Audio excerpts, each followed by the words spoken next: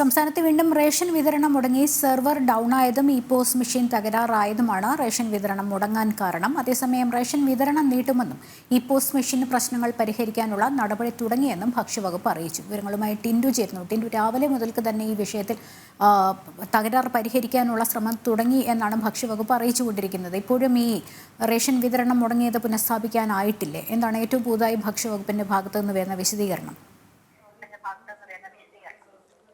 ലക്ഷ്മി, ഈ മാസം 31-ാം തീയതിക്ക് മുന്നേ തന്നെ സംസ്ഥാനത്തെ റേഷൻ വിതരണങ്ങൾ പുനഃസ്ഥാപിക്കണം, മസ്റ്ററിംഗ് ഉൾപ്പെടെയുള്ള നടപടികൾ പുനഃസ്ഥാപിക്കണമെന്ന് കേന്ദ്ര ഭക്ഷ്യവകുപ്പ് സംസ്ഥാന ഭക്ഷ്യവകുപ്പിനോട് കർശന നിർദ്ദേശം നൽകിയിരുന്നതാണ്. പക്ഷേ സംസ്ഥാന ഭക്ഷ്യവകുപ്പിനത് ശരിയായ രീതിയിൽ നടത്താൻ കഴിഞ്ഞില്ല എന്ന് വേണം മനസ്സിലാക്കാൻ. ഈ കഴിഞ്ഞ ഒരു മാസത്തിനുള്ളിൽ 3 തവണയാണ് ഈ റേഷൻ വിതരണം മുടങ്ങുന്നത്. നമുക്കറിയാം, സംസ്ഥാനത്ത് 1.5 കോടിയോളം ജനങ്ങളാണ് റേഷൻ കാർഡിന്റെ ഉടമസ്ഥതയുള്ള ജനങ്ങളാണുള്ളത്. അതിൽ 2 ലക്ഷം ആൾക്കാർക്ക് മാത്രമേ മസ്റ്ററിംഗ് പൂർത്തിയായിട്ടുള്ളൂ. ഇത് 3-ാം തവണയും ഇത്തരത്തിൽ മസ്റ്ററിങ്ങും അതോടൊപ്പം തന്നെ ഈ റേഷൻ വിതരണവും ഇപോസ് മെഷീൻ തകരാറും സെർവർ ഡൗണും ആവുന്ന സമയത്ത് നിരവധി കോടിക്കണക്കിന് ജനങ്ങളാണ് ഇത്തരത്തിൽ റേഷൻ വിഹിതം കിട്ടാതെ ഉള്ളൊരു ഘട്ടത്തിലേക്ക് എത്തിയിട്ടുള്ളത്.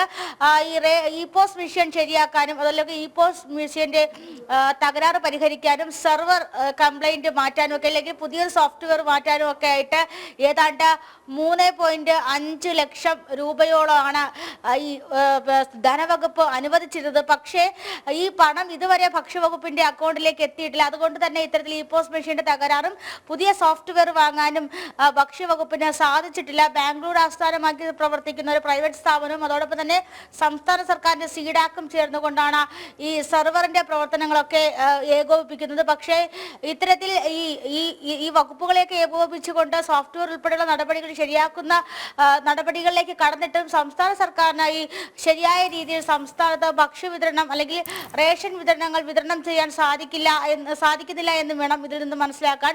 അതോടൊപ്പം തന്നെ ഞാൻ നേരത്തെ കഴിഞ്ഞ ദിവസങ്ങളൊക്കെ നമ്മൾ കണ്ടിരുന്നപ്പോൾ തന്നെ സംസ്ഥാനത്ത് ഒരേ സമയത്ത് 800 പേരിലധികം മസ്റ്ററിങ്ങും അതോടൊപ്പം തന്നെ റേഷൻ വാങ്ങുന്ന സംവിധാനത്തിലേക്ക് ഇപോസ് വഴി റേഷൻ വാങ്ങുകയാണെങ്കിൽ ഒരുപക്ഷെ ഇതിന്റെ സോഫ്റ്റ്വെയറിൽ തടസ്സങ്ങൾ നേരിടാം, ഡേറ്റ ലാഗ് സംഭവിക്കാം. അങ്ങനെയൊക്കെയാണ് ഈ റേഷൻ വിതരണം തടസ്സപ്പെടുന്നത്.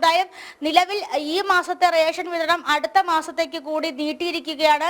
അതോടൊപ്പം തന്നെ ഇപോസ് മെഷീന്റെ തകരാറുകൾ പരിഹരിക്കാനായിട്ട് ഉടൻ നടപടികൾ സ്വീകരിക്കുമെന്നാണ് ഭക്ഷ്യവകുപ്പിന്റെ ഭാഗത്തു നിന്നും ഒരു വിശദീകരണം ലഭിക്കുന്നത്. ലക്ഷ്മി, ടിൻഡു ആണ് വിവരങ്ങൾ നൽകിയത്.